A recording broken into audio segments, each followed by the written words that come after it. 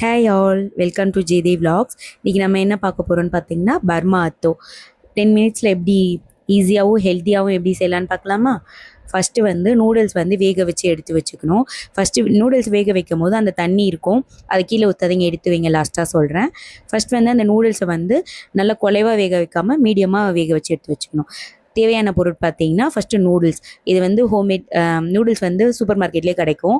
Plus வந்து chilli flex போடணும். அடுத்து வந்து உடச்சிக்கல்ல அதை வந்து ஃபைன் பவுடராக அரைச்சி போட்டுக்கணும். அப்புறம் தேவையான எண்ணெய், அப்புறம் புளி தண்ணி, அப்புறம் ஆனியன் வந்து ஸ்லைஸாக நறுக்கி வச்சுக்கணும் ஃப்ரை பண்ணுறதுக்காக.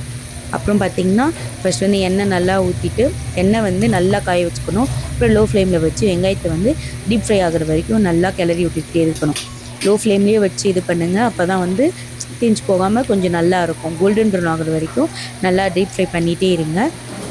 நல்லா இந்த மாதிரி நடுவில் கிளறி விட்டுட்டே இருந்திங்கன்னா நல்லா டீப் ஃப்ரை ஆகும். நல்லா ஸ்லைஸாக வந்து ஆனியன் வந்து நம்ம நறுக்கி வச்சுக்கணும். அப்புறம் ஆனியன் நல்லா டீப் ஃப்ரை ஆனதுக்கப்புறம் ஒரு பிஞ்ச் வந்து மஞ்சள்தூள் போட்டுக்கணும். அப்போ தான் வந்து நம்மளுக்கு நல்லாயிருக்கும் சாப்பிட்றதுக்கும். நம்ம வந்து ஃபுட் கலர் எதுவுமே ஆட் பண்ண போகிறது இல்லை, வெறும் மஞ்சள்தூள் வச்சு தான் செய்கிறோம். அப்புறம் வந்து அதுலேயே வந்து பூண்டும் வந்து சின்ன சின்னதாக நறுக்கி எண்ணெயிலே வந்து ஃப்ரை பண்ணி எடுத்து வச்சுக்கணும். அந்த டேஸ்ட் பார்த்திங்கன்னா இன்னும் சூப்பராக இருக்கும். நல்லா டீப் ஃப்ரை பண்ண ஆனியன் ப்ளஸ் கார்லிக் ப்ளஸ் வந்து டர்மரிக், இது மூணுத்தையுமே இது பண்ணி டீப் ஃப்ரை பண்ணி எடுத்து வச்சுக்கிட்டோம். அப்புறம் பார்த்திங்கன்னா க்ரன்ச்சியாக சாப்பிட்றதுக்காக நம்ம வேக வச்சுருக்க நூடுல்ஸே பார்த்திங்கன்னா எண்ணெயில் போட்டு டீப் ஃப்ரை பண்ணி எடுத்துப்போம். நம்ம வந்து கடையில் வந்து வடை பான்னு கொடுப்பாங்க. நம்மளுக்கு வந்து அந்த வடை வந்து நம்ம வீட்டில் இல்லாதனால நம்ம வந்து இந்த மாதிரியும் செய்யலாம். இந்த மாதிரி எண்ணெயில் டீப் ஃப்ரை பண்ணிட்டோம்னா சாப்பிடும்போது க்ரன்ச்சியாக நல்லாயிருக்கும். இப்போ ஹார்டாக இருந்துச்சுன்னா குழந்தைங்க சாப்பிட முடியாது, பெரியவங்க சாப்பிட முடியாது. இந்த மாதிரி இருந்துச்சுன்னா யார் வேணால் சாப்பிட்டுக்கலாம் நம்ம வந்து. அதே மாதிரி இதை நல்லா டீப் ஃப்ரை பண்ணி எடுத்துகிட்டு இதுக்கு ஒரு தாளிப்பு கொடுக்கணும். எப்படின்னா எண்ணெய் ஊற்றிட்டு சில்லி ஃப்ளெக்ஸ், அப்புறம் பார்த்தீங்கன்னா கொஞ்சோண்டு மஞ்சள்தூள் போட்டுக்கணும். இந்த எண்ணெயை வந்து நம்ம வேக வச்சுருக்க நூடுல்ஸில் வந்து ஆட் பண்ண போகிறோம்.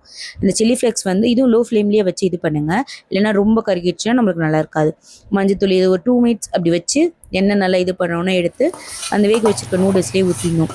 நூடுல்ஸில் பார்த்திங்கன்னா வேக வச்ச அந்த இதில் வந்து டீப் ஃப்ரை பண்ண ஆனியன், கார்லிக் ப்ளஸ் வந்து இந்த எண்ணெய், இது எல்லாத்தையுமே நம்ம அதிலே ஊற்றிடணும். அதுக்கப்புறம் நம்ம ஃபைனாக அரைச்சி வச்சுருக்க உடச்சிக்கல்லையும் சேர்த்துக்கணும்.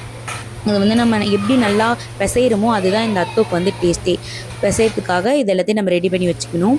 அப்புறம் வந்து நம்ம டீப் ஃப்ரை பண்ணி வச்ச நூடுல்ஸ் அதையும் எடுத்துக்கணும். இதில் வந்து கொத்தமல்லியும் போட்டுக்கணும். இப்போ அந்த வேக வச்ச தண்ணியை வந்து சொல்கிறேன்னு சொல்லியிருந்தேன்ல, இப்போ வந்து அது சூப் மாதிரி செய்ய போகிறோம். அந்த வேக வச்ச தண்ணியை வந்து நம்ம எடுத்து வச்சுக்கணும். இதில் வந்து கொஞ்சம் சில்லி ஃப்ளெக்ஸ் போட்டுக்கணும். இதில் வந்து என்னென்ன ஆட் பண்ண போகிறோம்னு பார்த்தீங்கன்னா இந்த சூப்பில் ஆனியன் ப்ளஸ் வந்து கொத்தமல்லி, இது ரெண்டும் தான் ஆட் பண்ண போகிறோம். இறக்கும் போது வந்து நம்ம மிளகுத்தூள் உப்பும் போட்டுக்கலாம்.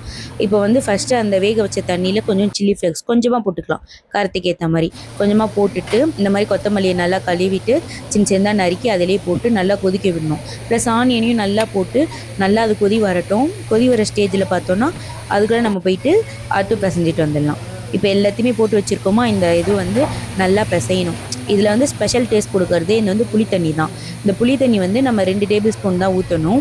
நாங்கள் வந்து 4 பேக்கெட் நூடுல்ஸ் எடுத்திருக்கோம். அதுக்கு வந்து புளி தண்ணி வந்து 2 டேபிள் ஸ்பூன் ஊற்றினாலே போதும்.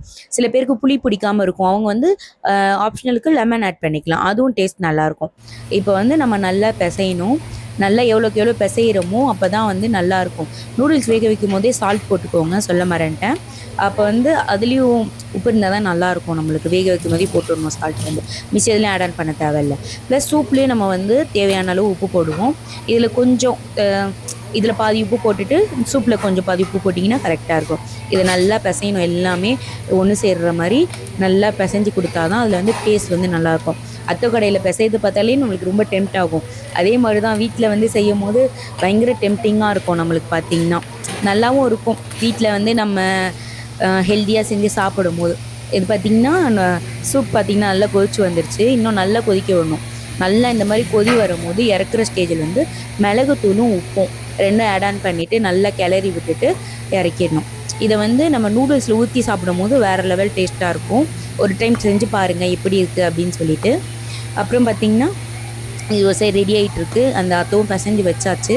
பிசைஞ்சு வச்ச அத்தோ ப்ளஸ் வந்து இதை ஊற்றி சாப்பிடும் போது செம்ம டேஸ்ட்டாக இருக்கும். இதை வந்து நம்ம வந்து சூடாகவே தான் சாப்பிடணும், ஆறி வச்சு சாப்பிட்டாலும் டேஸ்ட் இருக்கும். ஆனால் சுட சுட சாப்பிடும் போது வேறு லெவல் டேஸ்ட்டாக இருக்கும். நீங்கள் அத்தோ பிசைஞ்சு வச்சுட்டு கூட சாப்பிட்றதுக்கு முன்னாடி சூப் வந்து சூடு பண்ணி சாப்பிடுங்க, நல்லாயிருக்கும். அதே மாதிரி எங்கள் வீட்டில் பார்த்திங்கன்னா 2 வயசு பாப்பா இருக்காங்க, அவங்களும் ஹெல்த்தியாக சாப்பிடுவாங்க. நீங்கள் வந்து இதை செஞ்சு பார்த்துட்டு கமெண்ட்ஸை சொல்லுங்கள் எப்படி இருக்குது அப்படின்னு சொல்லிட்டு. அதே மாதிரி மறக்காமல் லைக் பண்ணுங்கள், ஷேர் பண்ணுங்கள், சப்ஸ்கிரைப் பண்ணுங்கள். நீங்கள் கொடுக்குற சப்போர்ட்டில் தான் இன்னும் நிறையா வீடியோஸ் வந்து நாங்கள் போட முடியும். இந்த மாதிரி வந்து ஹெல்த்தியான வீடியோஸும் நாங்கள் வந்து நிறையா கொடுக்க முடியும். தேங்க்ஸ் ஃபார் வாட்சிங்.